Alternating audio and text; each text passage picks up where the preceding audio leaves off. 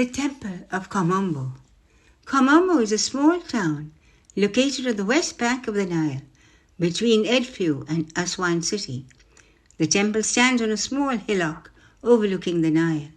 It was once a landscape covered with sand, and maybe that's why the Arabs called it Kom, which means small mountain. Before the excavation took place, it was just desert and sandy hills.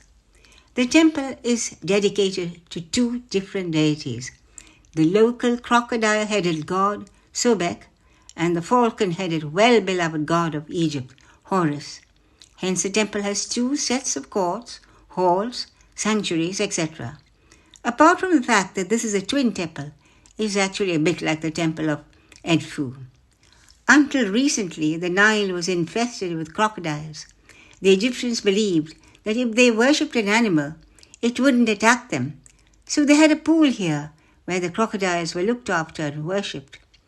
On the side nearest to the Nile, there is a well in which the level of the floods in the Nile could be measured by the steps curving round the side of the well. Another opening allowed pure water to be drawn up for drinking purposes. Another aqueduct fed the pool in which crocodiles were kept. We were really fortunate that we went to this temple at night when the full moon was in ascendancy. It was an unforgettable sight. The ambience was indescribable. I really felt I was being enveloped and caressed by all these gods who had once been worshipped in this holy land.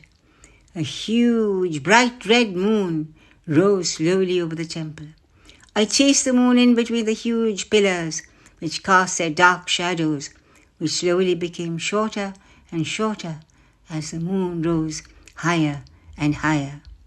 Next to the temple was a museum where they kept hundreds of mummified crocodiles. I didn't want to spoil my visit by looking at these poor animals, so I returned for another look at the temple.